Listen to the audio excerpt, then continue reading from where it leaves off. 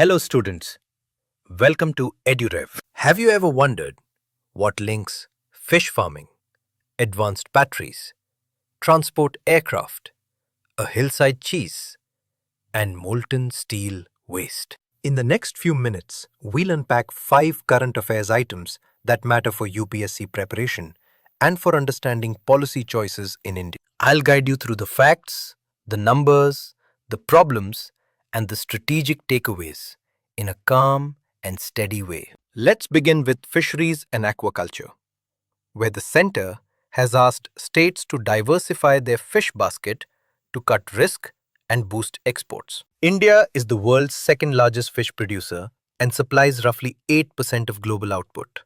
So this sector matters for trade and livelihoods. But there is a clear problem. Monospecies aquaculture creates concentrated risk.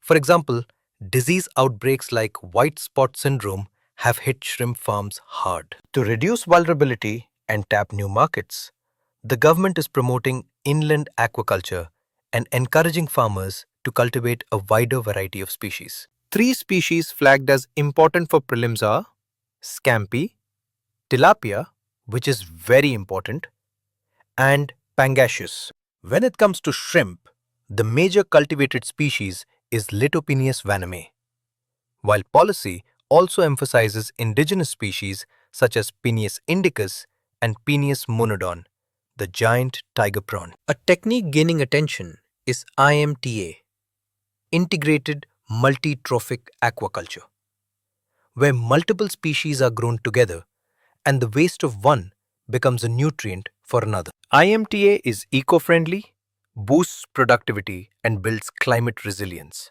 making aquaculture more sustainable and less prone to single-point failures. Other species like sea bass and pearl spot are suitable for brackish water culture and can expand exportable varieties and domestic supply. From a UPSC angle, note the policy push, the export rationale, and the ecological techniques like IMTA that align with sustainable fisheries objectives. Next, let us turn to the ACC PLI scheme, Advanced Chemistry Cell Incentives aimed at building domestic battery capacity. Advanced chemistry. Cells store energy in electrochemical form and release electricity when needed, forming the backbone of modern energy storage systems. The ACC PLI scheme was launched in October 2021 under the Ministry of Heavy Industries with an ambitious target of 50 gigawatt-hours capacity by 2026 and an outlay of 18,100 crore rupees. However, by October 2025, achievements were limited to about 1.4 gigawatt-hours, and many planned incentives had not yet materialized. Key challenges include heavy dependence on China for equipment, critical minerals, and technical support, plus visa delays and strict norms that slowed technology transfer. Supply chain gaps and the absence of critical indigenous technology have constrained the scheme's pace, highlighting how industrial policy depends on global linkages. For UPSC aspirants, this case shows how targets, incentives, supply chains, and global dependencies interact in industrial strategy. Now to defense and Make in India. The C295 transport aircraft is set to be the first Made in India example of tactical aviation collaboration. The C295 is a medium-range, twin-engine turboprop designed for troop and cargo transport, medical evacuation, disaster relief, and maritime surveillance roles. The aircraft can carry about 71 people, haul up to 9 tons, has endurance around 11 hours, and can operate from shorter runways, giving operational flexibility. Manufacturing is a collaboration between Airbus and Tata, with the production plant in Vadodara, Gujarat, and the first Made in India aircraft is expected before September 2026. This program replaces older types such as the Avro 748 and illustrates local assembly, technology transfer, and defense industrial partnerships. From a policy perspective, C295 is a live example of strategic procurement that blends sovereignty goals with industrial capability building. Switching gears to culture and GI protection. Kalari, a traditional dairy product from Jammu and Kashmir, recently gained government promotion and has a GI tag. Kalari is associated with Dogra cuisine, originates in Udhampur district, is made from cow or buffalo milk, and is typically grilled or pan-fried and eaten with bread. The GI of Goods Registration and Protection Act of 1999 governs such registrations. The registry sits in Chennai, and GI status lasts 10 years and is renewable. For prelims, remember Kalari as a GI tagged food item and the legal framework that protects geographical indications. Finally, consider steel slag and the waste to wealth agenda.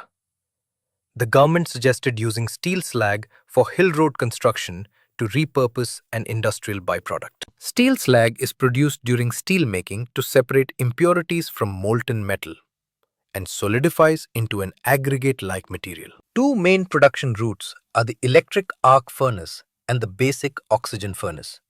And the slag contains compounds such as calcium silicate, magnesium silicate, manganese oxide, and aluminum oxide. Its practical uses include road base and aggregates, raw material for cement, soil improvement by neutralizing acidity, and even water treatment to neutralize acidic mine water.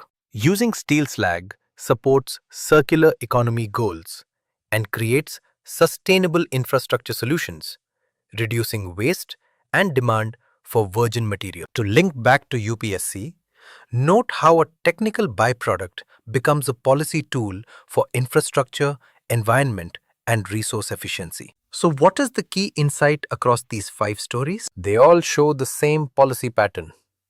Technical detail matters, but outcomes depend on diversification, resilient supply chains, sustainable techniques, and collaborative manufacturing. For fisheries, biodiversity and IMTA reduce risk. For batteries, supply chains and technology transfer limit targets. For defense, industrial partnerships enable capability. For GI foods, legal protection sustains local livelihoods. And for slag, circular uses convert waste into infrastructure value. A concise takeaway for exam answers is to stress integrated solutions that marry technology, supply chain policy, and sustainability. Let's do a quick recap of the major facts to hold in mind. Fisheries.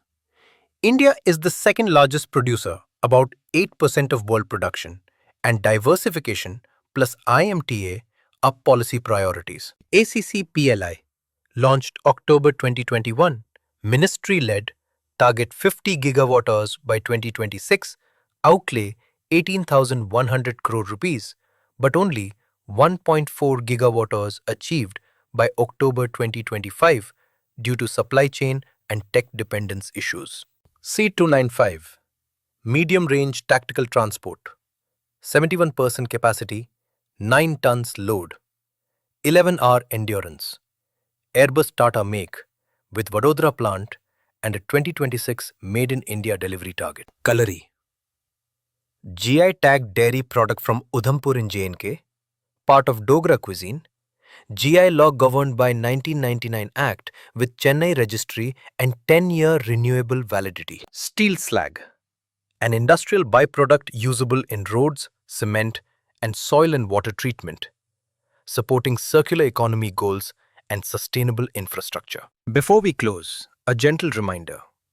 When you answer UPSC questions, link technical facts to policy choices, economic impacts, and environmental considerations. Frame answers that show cause and effect, note challenges, and propose realistic policy measures that reflect supply chain and sustainability constraints. Thank you for listening calmly and staying curious through these diverse but connected topics. If you want summaries, diagrams, or practice questions on any of these 5 items, come back to Edurev and explore the dedicated notes and tests. Keep reading critically, connect facts to themes, and I wish you steady progress in your UPSC preparation.